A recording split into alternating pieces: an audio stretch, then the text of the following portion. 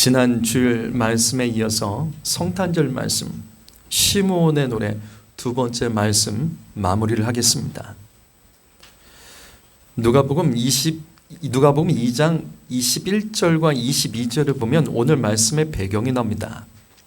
오늘 말씀의 배경은 예수님께서 태어난 지 8일째 되는 날 할례를 받고 다시 율법에 따라 33일 뒤에 정결 예식을 위해서 아기 예수가 예루살렘 성전에 올라가셨을 때의 이야기입니다. 다시 말해서 오늘 말씀의 배경은 예수님께서 태어나신 지 40일째 되는 날 예루살렘 성전에서 있었던 일입니다. 이때 40일 된 아기 예수를 보자마자 메시아는 히브리어입니다. 그리고 헬라어로는 그리스도입니다. 그러니까 메시아가 그리스도 같은 말입니다. 이 40일 된 아기를 보자마자 그리스도 메시아라는 것을 단번에 알아봤던 노인이 있었는데 그 노인의 이름이 시므온입니다. 25절 말씀 우리 다시 한번 읽어볼까요? 25절 말씀입니다. 있습니다. 시작.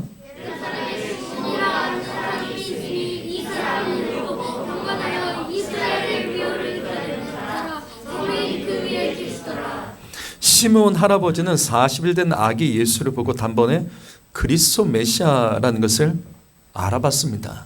그리고 경배를 합니다. 이것이 어떻게 가능할까? 어떻게 40일 된 갓난아기 포대기에 쌓여서 아무것도 하지 않은 이 아이를 보고 메시아다 이걸 알 수 있었을까? 우리는 지난 주일에 시므온에 대해서 세 가지를 말씀드렸죠. 첫 번째로 시므온은 의롭고 경건한 사람이었습니다. 자, 의롭고 경건하다. 이 뜻은 하나님의 말씀 붙잡고 말씀대로 살아갔다는 뜻입니다. 특별히 시므온은 구약 성경에 예언된 메시아의 말씀을 굳게 붙잡고 살아갔죠. 그의 평생 소원은 메시아 만나는 것, 그리스도 만나기를 원했습니다. 말씀 붙잡고 그리스도를 만나기를 원했습니다. 성도 여러분, 바로 이겁니다. 여러분, 말씀 붙잡으셔야 됩니다.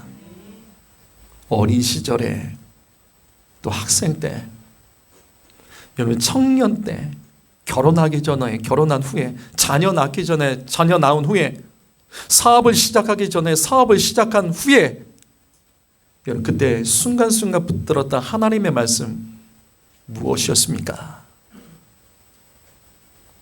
여러분이 그때 붙잡았던 하나님의 말씀은 지금도 기억하는 말씀 무엇입니까? 혹시 현재 그 말씀을 놓치고 나의 계획과 고집과 욕심에 붙잡혀 살아가다가 고난과 수치를 당한 적은 없으십니까? 여러분 오늘 말씀 놓치지 마십시오. 시므온처럼 말씀 붙잡으면 반드시 그 말씀대로 됩니다. 말씀을 벗어나시면 안 됩니다. 우리의 인생의 고난과 수치는 말씀 벗어났기 때문입니다. 성경 공부는 하는데 말씀대로 살지 않아요. 그게 우리 한계인 거예요. 성경 공부는 하고 말씀은 배우는데 삶은 정땅판이에요. 그게 한계를 만드는 겁니다. 말씀을 배웠고 말씀을 알았고 말씀을 들었으면 말씀에 순종하십시오. 두 번째로 시므온은 이스라엘의 위로를 기다렸던 사람이죠. 시므온은 평생 내 조국 이스라엘을 위해 기도했습니다. 나라를 위해 기도했다고요. 여러분 다시 반복합니다. 가정을 위해서 기도하면 하나님께서 가정에 복을 주십니다. 그런데 나라를 위해서 기도하면 나라 가운데 복을 주시고 열방을 위해서 기도하면 열방 가운데 복을 주십니다. 기도의 질경을 넓히셔야 돼요. 하나님을 나와 내 가정과 내 일터에 가두지 마십시오. 하나님은 열방의 하나님이십니다. 시므온은 내 조국 이스라엘의 위로를 기다리며 기도했다.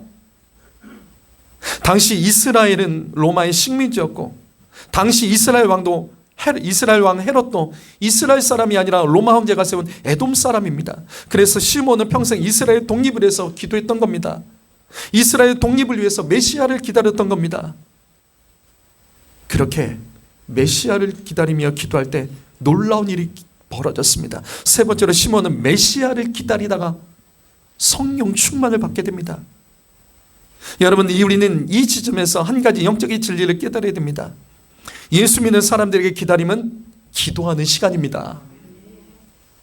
예수 믿는 사람들은 기다림은 오직 기도하는 시간이라고요. 그래서 성경에서 기다림이란 단어가 나오면 기도라는 단어로 바꿔보십시오. 정확히 일치합니다. 여러분, 무엇을 기다리십니까? 기대하면서 기다리고 바라면서 기다리고 되기를 원하면서 기다리는 것은 여러분에게 무엇입니까? 기다림은 기도로 바꾸셔야 됩니다. 믿는 사람에게 기다리면 기도하라는 하나님의 명령이기 때문입니다. 그래서 시몬이 메시아 기다리다가 기도하면서 성령을 받은 거예요. 그렇기 때문에 성령으로 잉태된 예수 그리스도를 메시아로 알아볼 수 있었던 겁니다.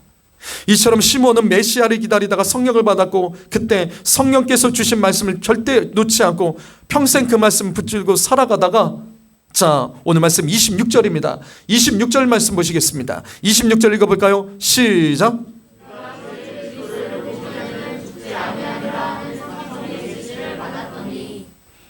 메시아를 기다리다가 성령이 지시하는 음성을 듣게 돼요. 그것은 뭐냐면, 너 그리스도를 보기 전까지는 죽지 않을 것이다. 이 말씀이 바로 시몬의 사명입니다. 여러분, 시몬의 사명이 뭐죠? 시몬의 사명이 뭐죠? 시몬의 사명이 뭐예요? 그리스도를 만나는 거? 시몬의 사명이 뭘까요? 성령이 지시하잖아요. 너는 그리스도 보기 전까지 죽지 않는다. 그리스도를 보고 죽는 것이 그의 사명? 이게 아니죠. 성령께서 가르치는 시몬의 사명, 그리스도가 오실 때까지 그리스도를 기다리며 그는 기도의 분량을 채우는 겁니다. 그리스도를 기다리며 기도의 분량을 채우는 것. 성도 여러분, 예수께서 어느 날 갑자기 오신 게 아닙니다. 세례 요한처럼 광야로부터 주님이 오시기를 예비하는 자들이 있었기 때문에 예수 그리스도가 그때 오신 겁니다. 오늘 말씀의 시몬처럼 그리스도가 이 땅에 오시기를 기다리며 죽을 때까지 기도의 분량을 채웠던 성령 충만한 사람들이 있었기 때문에 그때 예수님께서 오신 거예요. 그렇다면 여러분의 사명은 무엇입니까? 여러분의 사명은 무엇입니까? 작은 물건 하나도 목적을 가지고 만들어졌죠. 그럼 질문하죠. 여러분의 하나님께서 생명 주신 목적은 뭘까요? 나를 향한 생명 주신 목적, 사명은 뭘까요? 여러분, 가정을 이루셨습니까? 자녀를 허락받으셨습니까? 이것을 통한 하나님의 목적, 사명은 무엇일까요? 또 우리에게 돈 벌 수 있는 능력, 지식과 재능을 주신 그 목적, 사명은 무엇일까요? 시몬에게 말씀하신 것처럼 죽도록 충성하라고 맡겨주신 여러분의 사명은 무엇입니까? 사랑하는 성도 여러분, 혹시 사명 없이 이 땅에서 헛된 것을 쫓으며 시간 허비하고 있지는 않습니까? 사명 없이 이 땅의 성공과 돈을 쫓으며 살고 있지는 않습니까? 나의 계획과 욕심을 위해서 살고 있지는 않습니까? 남들에게 무시당하지 않게 해서 바둥거리며 그렇게 살고 있지는 않습니까? 그래서 성령 충만해야 되는 겁니다. 왜? 성령 충만해야지 사명을 깨닫는 거예요. 시몬은 성령 충만했을 때 사명을 깨닫고 더 이상 자기가 살고 싶은 대로 살지 않았습니다. 말씀 붙잡고 사명을 위해서 평생을 살았습니다. 성령을 받을 때 사명을 깨달을 수 있습니다. 우리 중에 아직도 사명을 모른다면 성령 받지 못했기 때문이에요. 우리 중에 사명도 없이 살아간다면 성령과 상관없이 예수 믿기 때문에 사명과 상관없는 겁니다. 오늘 말씀 기억하세요. 성령 충만할 때 사명을 깨달을 수 있습니다. 성령 충만하려면 기도해야 됩니다. 여러분, 내가 먹고 사는 것을 위해서 기도하는 수준에 머무는 인생 되지 마십시오. 마태복음 6장 31절과 32절 말씀, 여기 말씀 읽어볼까요? 읽습니다. 여러분 정확히 읽어보시죠. 시작.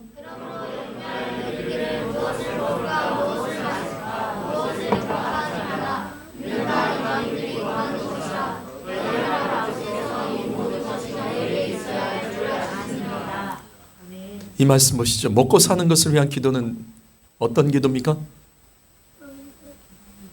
이방인들의 기도가 뭐예요? 여러분, 예수 믿지 않는 사람들도 기도합니다. 저마다의 방식으로 다 기도합니다. 모든 종교는 다 기도가 있습니다. 그런데 먹고 살기 위한 기도는 이방인들의 기도, 즉 하나님을 모르는 세상 사람들의 기도라고 예수님께서 가르쳐 주셨어요. 성도 여러분, 하나님은 다 아십니다. 이 말씀처럼 우리의 필요를 다 아십니다. 그렇다면 우리에게 있어야 될 것을 아시는 주님은 언제 우리가 구하는 것을 언제 우리에게 허락해 주실까요? 언제 허락해 주시죠? 다 아신다면서요. 다 아시잖아요. 그럼 언제 허락하시는 거예요? 이게 바로 그 다음 절입니다. 다음 절 마태복음 6장 33절 말씀 읽습니다. 시작.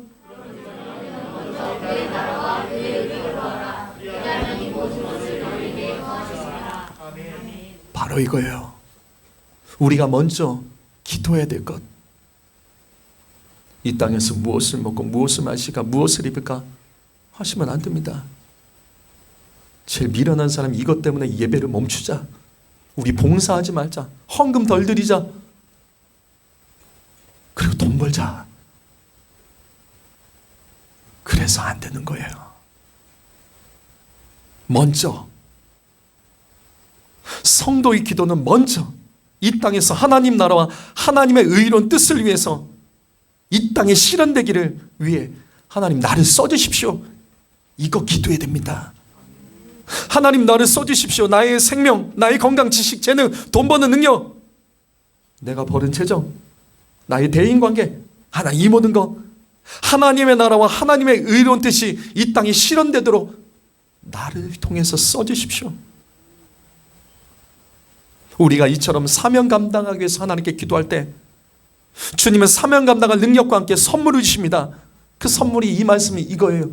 그리하면 이 모든 것, 이 모든 게 뭐죠? 이 모든 게 뭐죠? 앞에서 내가 다 한다 하셨던 것, 내가 무엇을 먹고 마시고 무엇을 입을까, 내가 염려했던 것 주님 다 하시는데 그 모든 것 너희에게 더해 주신다. 너희가 구하는 것보다, 너희가 바라는 것보다, 너희가 필요한 것보다 내가 더하여 준다. 풍성하게 축복해 준다. 그 말씀, 사랑하는 성도 여러분,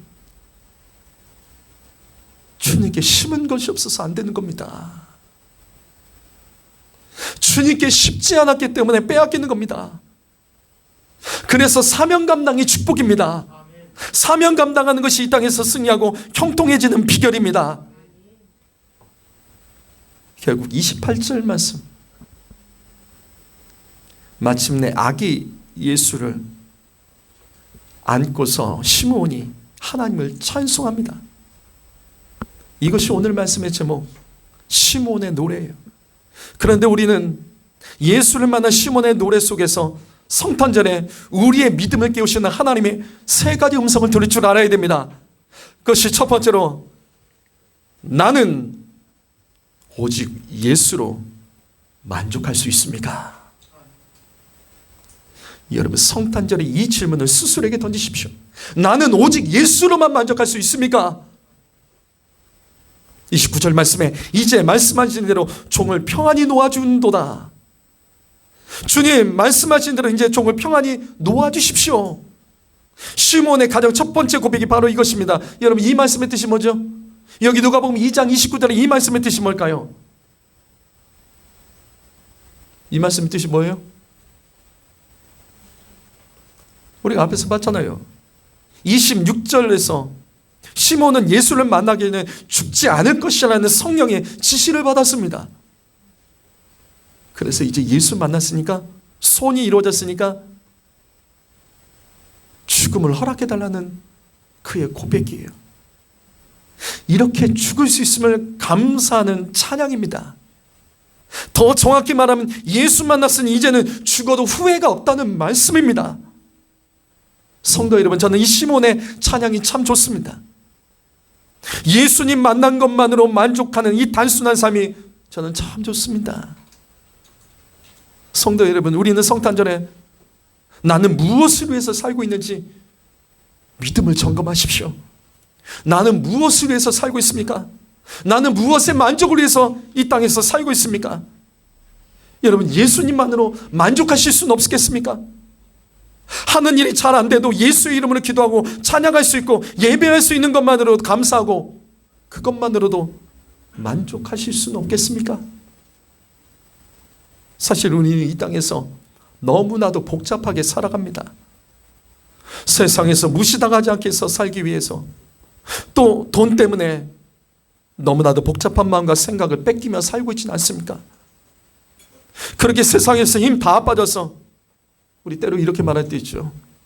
예배할 시간이 없다. 기도할 시간이 없다. 힘이 없다. 피곤하다. 그러면서 점점 주님과 멀어져 있는 인생이 있지는 않습니까? 왜 이렇게 되는 것일까요? 정말로 예수님만으로 만족할 수는 없는 겁니까? 고린도후서 3장 5절 말씀, 이 말씀 읽어보시죠. 여기 말씀 읽어봅니다. 시작.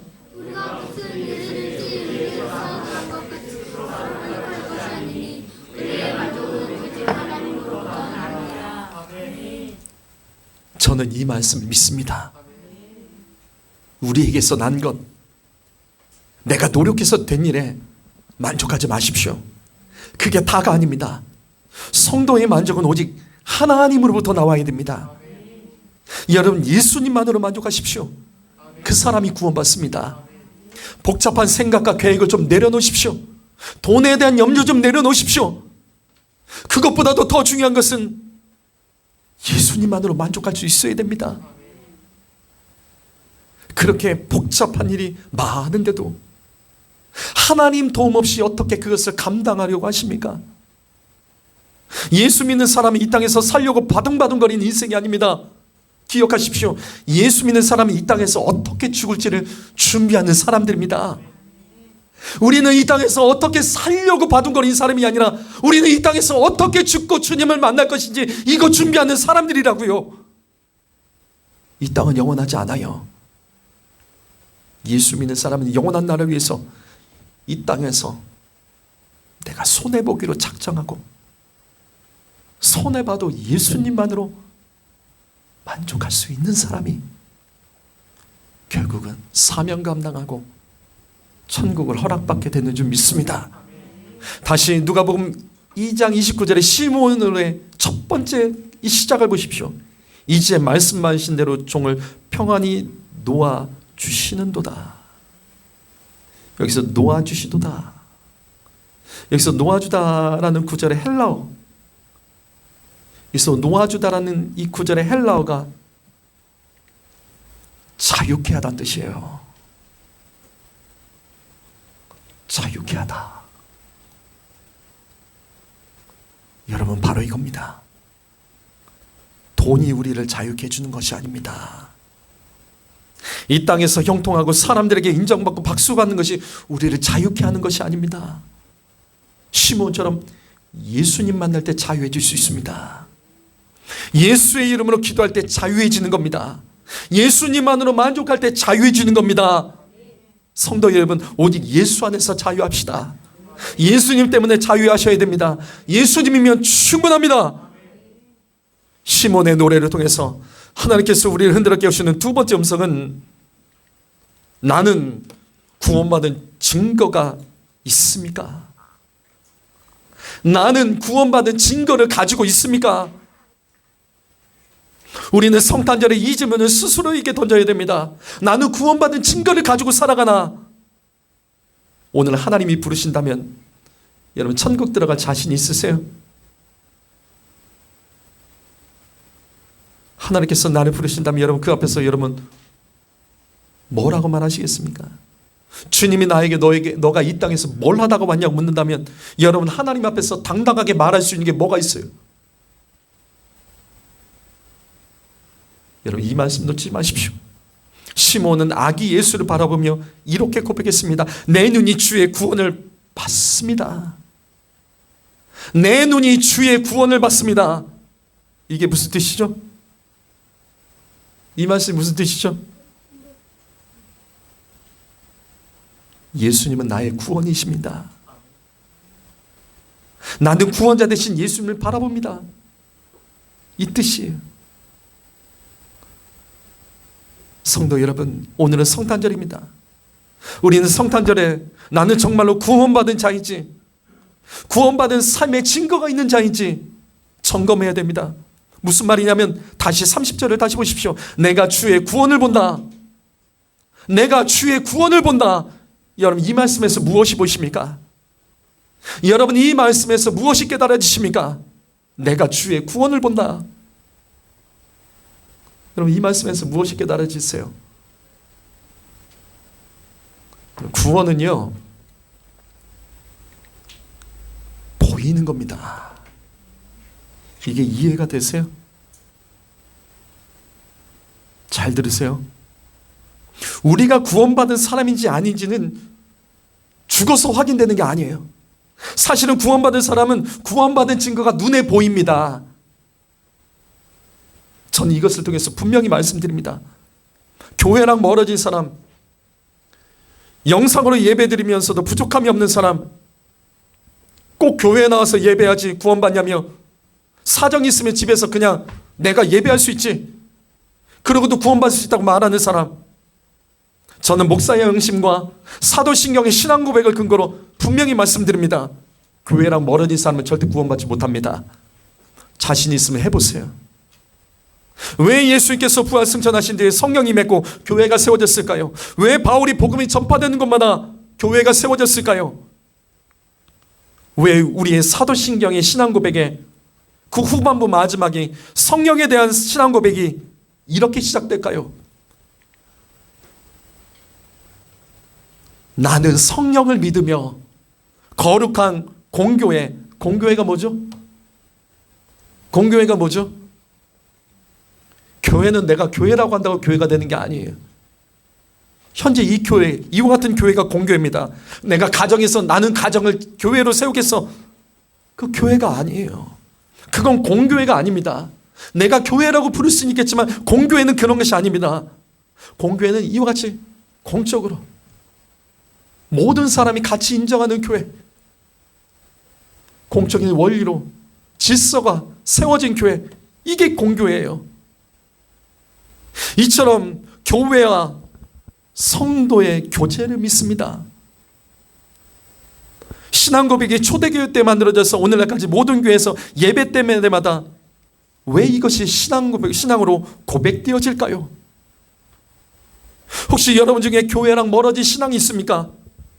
주일 예배 한 번 드리는 것으로 만족하고 더 예배 드리는 가족에게 그렇게 하지 말라고 강요한 사람이 있어요. 예전에 그랬던 적이 있었으면 이런 거 다 회개하셔야 돼요.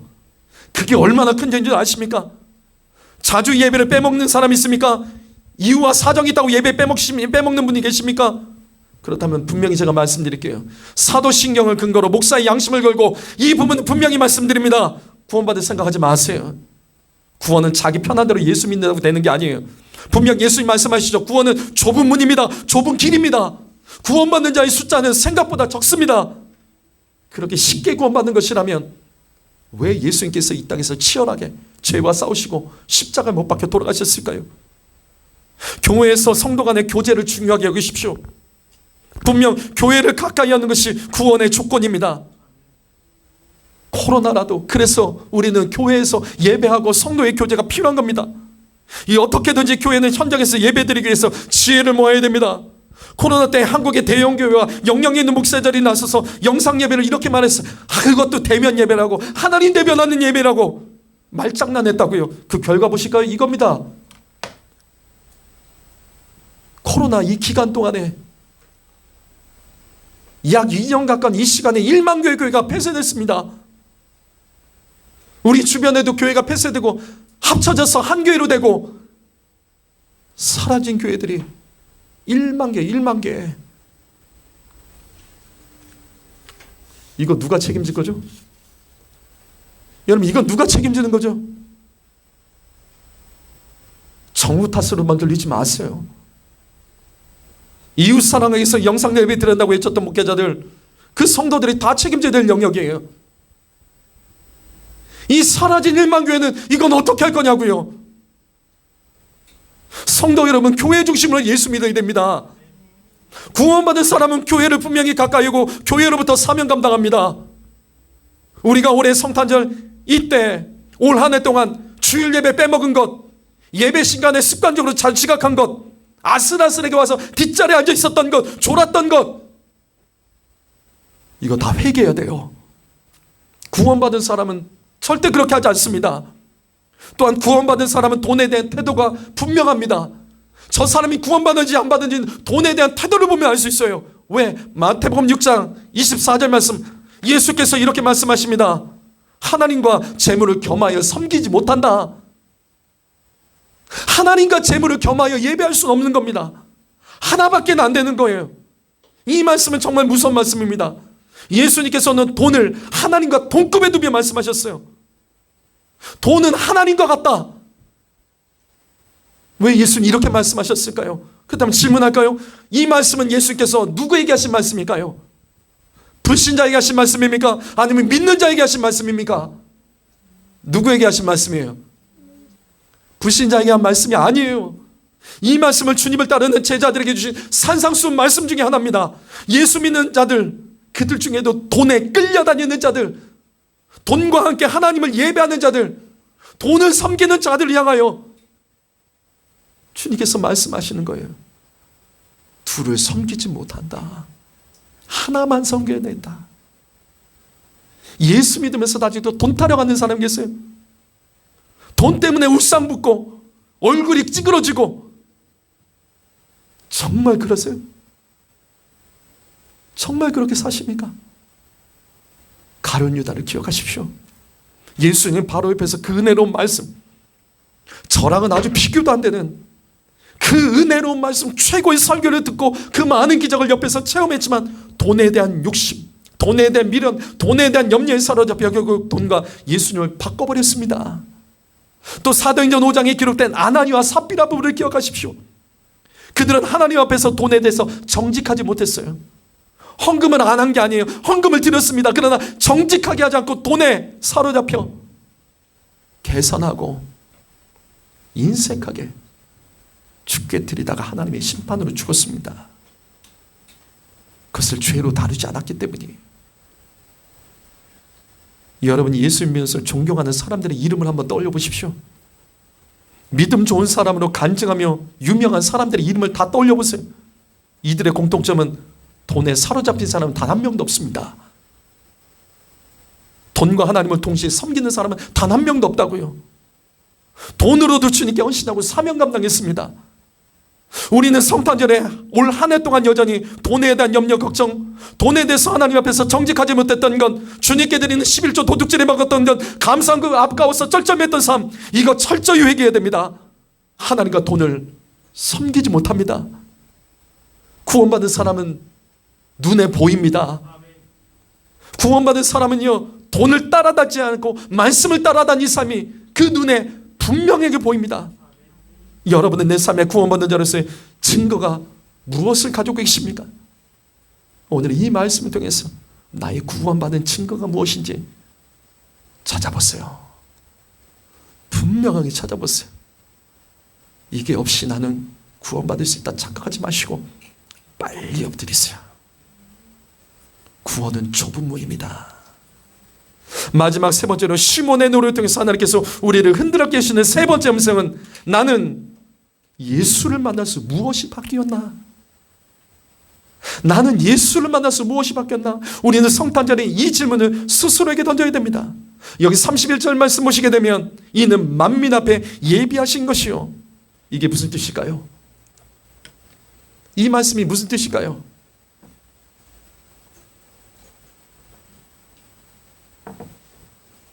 시몬은 예수님께서 만민, 즉 모든 사람의 구원자라고 찬양하는 겁니다. 주님은 만민의 구원자이십니다. 시몬이 바뀌었죠. 시몬이 바뀌었죠. 뭐가 바뀌었죠? 시몬이 바뀌었잖아요. 뭐가 바뀌었죠?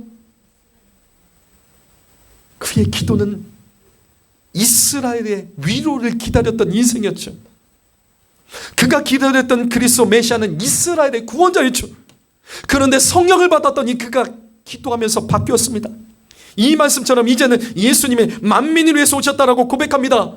그래서 이 다음 구절에 더 분명하게 말합니다. 32절 말씀 읽어볼까요? 32절입니다. 시작.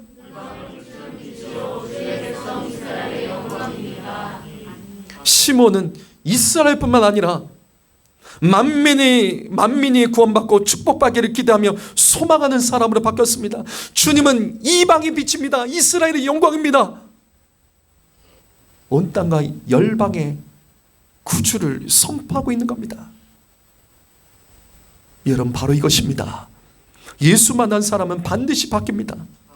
생각이 바뀌고 언어가 바뀌고 표정이 바뀌고 삶의 태도가 분명히 바뀝니다. 그런데 어떤 성도들은 예수를 만났다고 하면서도 다시 과거로 돌아간 모습으로 살아가는 사람이 있는데 그것은 믿음을 잃어버린 증거죠. 예수 믿는 사람은 분명히 바뀝니다.